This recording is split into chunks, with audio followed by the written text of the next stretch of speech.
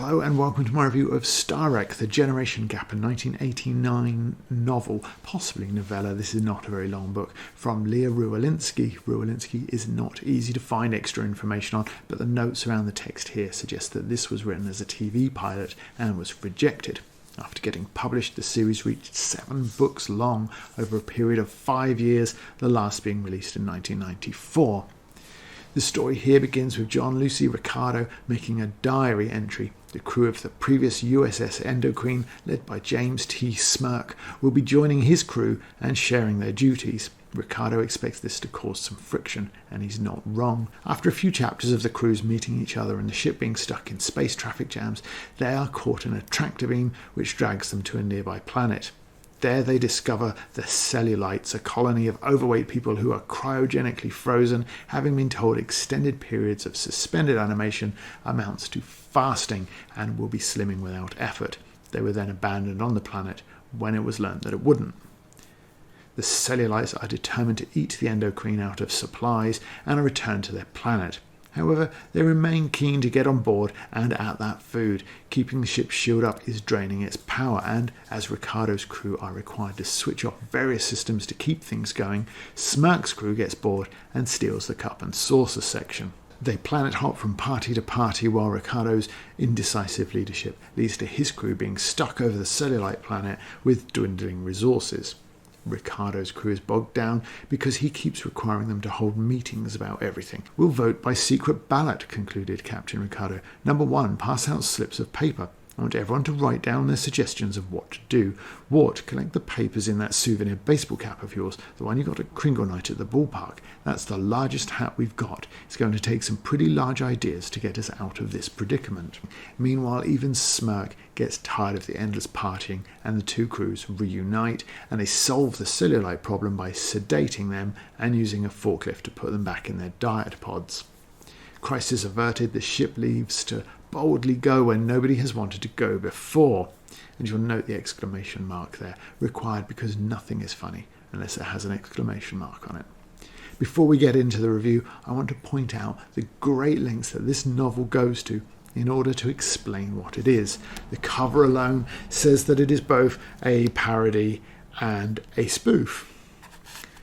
Inside, it tells us that it is a parody.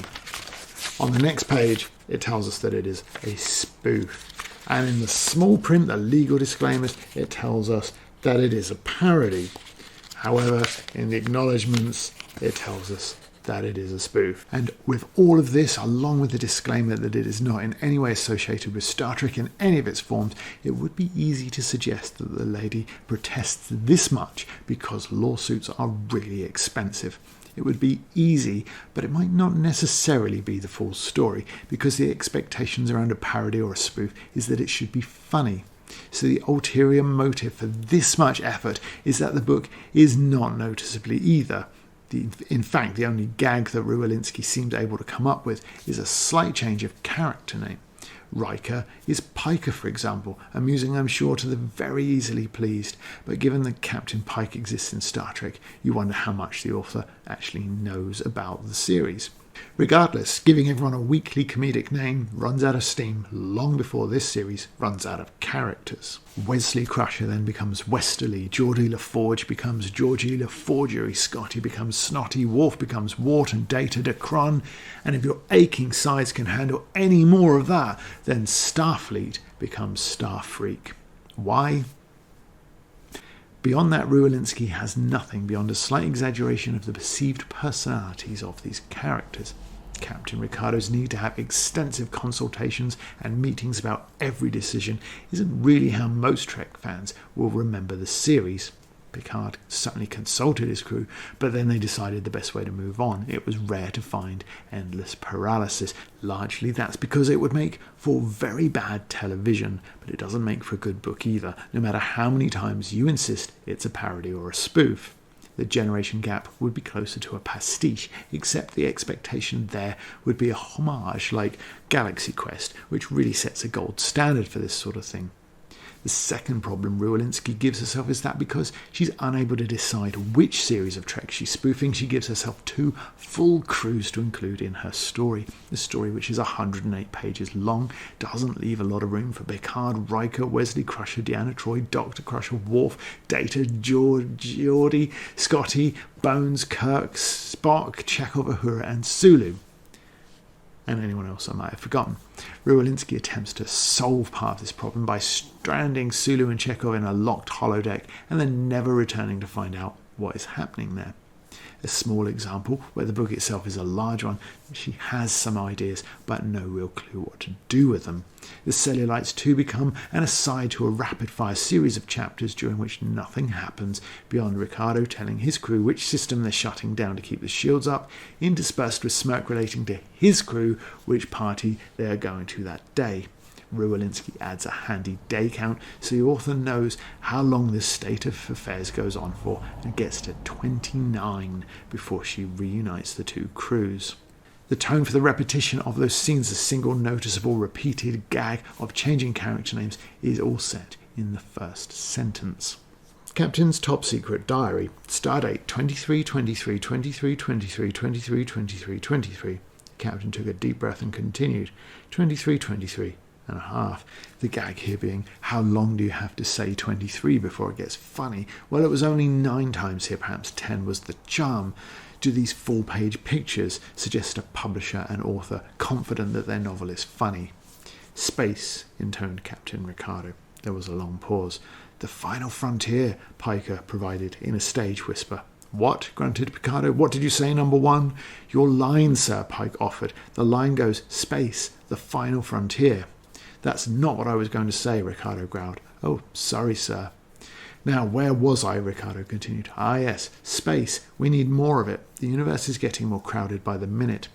As he spoke, the endocrine ran into a traffic jam. It was the usual backup at the subspace on-ramp. There is a way to make this gag, which is dragged out here to over half a page, work. In fact, it worked so well in Blazing Saddles that they used it again in Kenobi. Just like there's a way to make the diary gag on page 1 work. Play with the conventions, give the sensible Picard or Riker some of Wesley's wide-eyed innocence and switch the conventions up. Is this a spoof or is it a copy? In my Home Alone review, I talked about physical comedy being difficult to do. I've not really seen a good example of it in a book. The best the generation gap has to offer is this gem where Dacron is on charge. At the alarm, Dacron's eyes opened instantly and remained open without blinking. He stood up and took several brisk steps towards the door. Then he reached the end of the electrical cord. The taut cord jerked him backwards, and his feet flew out from underneath him. Again, I think the android jokes are better served elsewhere. Quite a lot of Crichton on Red Dwarf is far more effective than this, but so is Marvin in Hitchhikers. I think subverting the robot tropes would have been better. Making Data the opposite of what he was on TV would have been more effective. A half-charged Data would be like a teenager before their morning Red Bull. When a static charge between the cellulites builds up and is about to explode and destroy them all, Rewolinski writes this. 10 seconds and counting. 9 seconds. 8, 7, 6, 5, 4, 3, 2, 1. Detonation, which is just a waste of my time and the characters. What are they doing in this time? What's occurring anywhere? If the answer is nothing, then this generates no tension or drama, and it certainly isn't funny. It's simply valueless words. I invite you to read my book, Professor Lovecraft vs. the Fishy Freaks, which also contains a countdown, and here's a quick extract on the screen. The differences in setup are noticeable as well. In mine, Riley is running for an airlock as the ship she is on is about to explode. Rewolinski makes a point of saying that everybody is already back on the endocrine at this point. But I offer you no more spoilers beyond that. My book is on Amazon if you want to check it out. I highly recommend it, but then I would, wouldn't I?